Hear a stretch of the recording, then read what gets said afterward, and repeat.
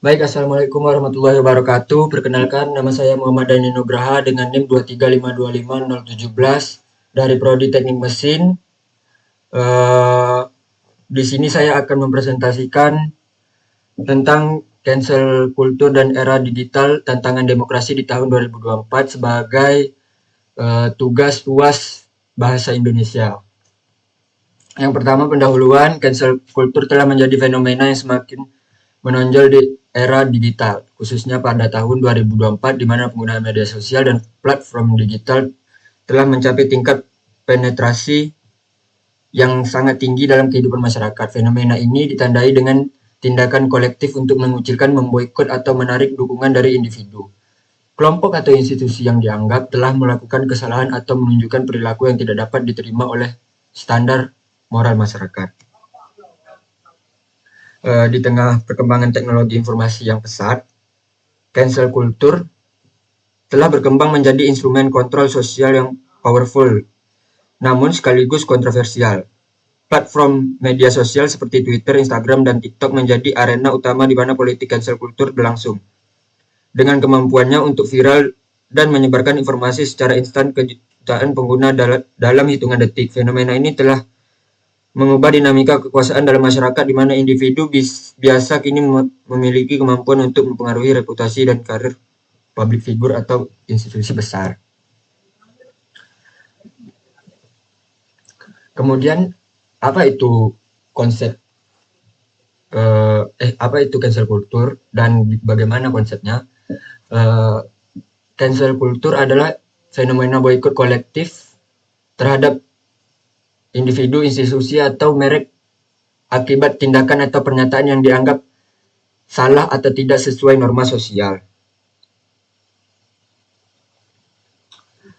Cancel culture seringkali melihatkan seruan untuk menarik dukungan seperti menghentikan pembelian produk, memutuskan hubungan profesional, atau menghentikan konsumsi konten dari individu atau organisasi yang diboikot.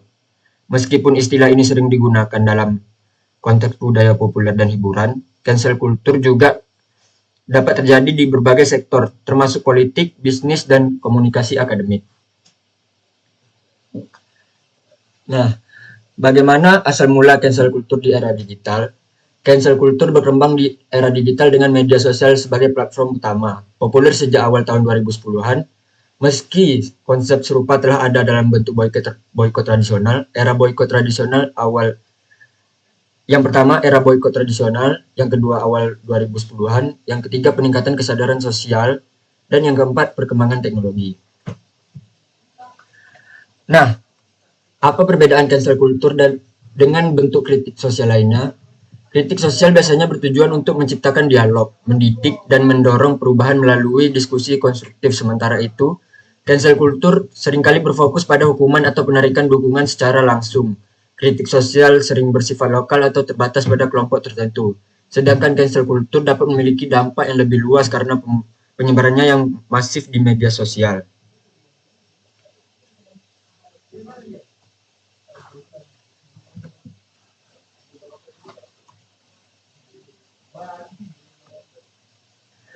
Kemudian peran media sosial dalam menyebarluaskan cancel culture. Media sosial memainkan peran yang signifikan dalam menyebarluaskan cancel culture, seperti Twitter, Instagram, dan TikTok, memungkinkan pengguna untuk dengan cepat menyebarluaskan informasi. Fitur seperti tagar dan tren viral mempermudah penyebaran pesan, menjadikan cancel culture sebagai fenomena global dalam hitungan jam.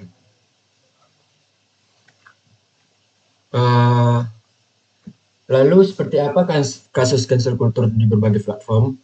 Pengguna tagar seperti tagar cancel dalam kurung nama individu sering menjadi tren global. Yang kedua, influencer yang terlibat dalam skandal sering kehilangan pengikut dan kontrak sponsor setelah postingan atau tindakan mereka menjadi viral.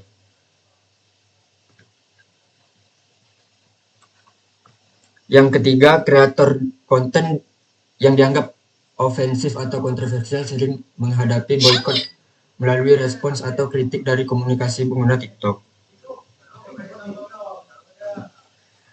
Nah, seperti apa dampak cancel culture pada individu? Selebritas dan tokoh masyarakat sering menghadapi kerugian reputasi, kehilangan peluang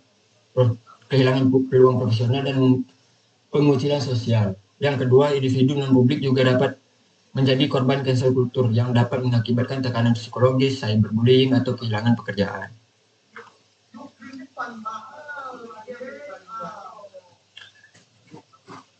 Nah, apa hubungan cancel culture dan demokrasi? Cancel culture memiliki hubungan yang kompleks dan paradoksal dengan nilai-nilai demokrasi. Di satu sisi, fenomena ini dapat dipandang sebagai manifestasi dari kebebasan berekspresi dan partisipasi publik dalam mengawasi perilaku tokoh publik atau institusi, yang merupakan elemen penting dalam sistem demokratis. Masyarakat digital memiliki kemampuan untuk mengorganisir diri dan menyuarakan ketidaksetujuan mereka terhadap perilaku yang dianggap tidak sesuai dengan nilai-nilai sosial, yang pada dasarnya merupakan bentuk kontrol sosial demokratis.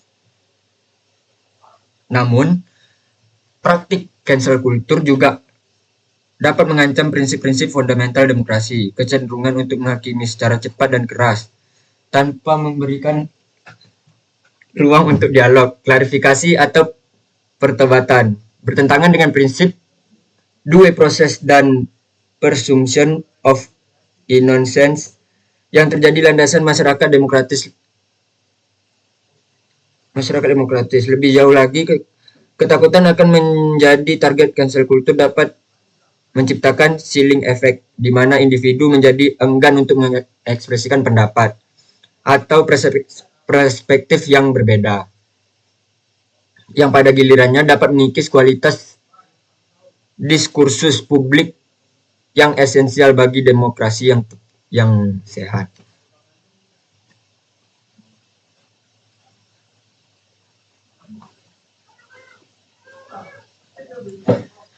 Nah, tantangan cancel culture bagi demokrasi di tahun 2024. Pada 2024, cancel culture menjadi fenomena kompleks yang mempengaruhi demokrasi digital, didorong oleh media sosial dan momentum tahun politik. Tantangan utama yang dihadapi adalah bagaimana fenomena ini telah menciptakan polarisasi yang semakin tajam dalam masyarakat, di mana kelompok-kelompok sosial cenderung terpecah ke dalam echo chambers yang saling berseberangan. Aspek yang paling mengkhawatirkan dari cancel culture di tahun 2024 adalah dampaknya terhadap kualitas diskursus demokratis. Ketakutan akan menjadi target cancellation telah menciptakan fenomena self-censorship yang meluas, di mana banyak individu memilih untuk tidak mengekspresikan pandangan mereka secara terbuka.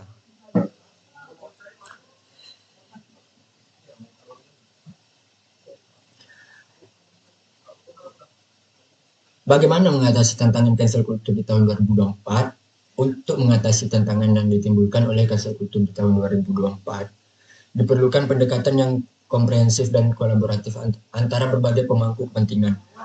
Yang pertama, penting untuk meningkatkan literasi digital di kalangan masyarakat agar individu dapat lebih kritis dalam menilai informasi dan memahami konteks dari setiap pernyataan atau tindakan yang dipublikasikan.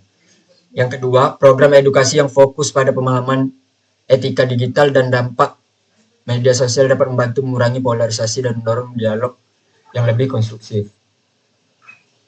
Yang ketiga, platform media sosial harus mengembangkan regulasi yang lebih baik untuk menyeimbangkan kebebasan berekspresi dengan perlindungan terhadap individu dari persekusi digital.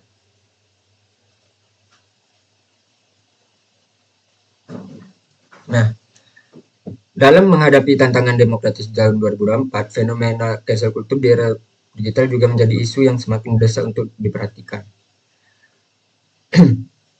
Ke depan, upaya untuk meningkatkan literasi digital dan membangun budaya dialog yang sehat di media sosial harus menjadi prioritas.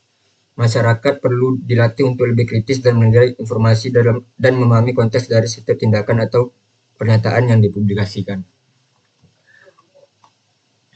Baik, mungkin itu saja dari saya, lebih dan kurangnya saya mohon maaf. Wassalamualaikum warahmatullahi wabarakatuh.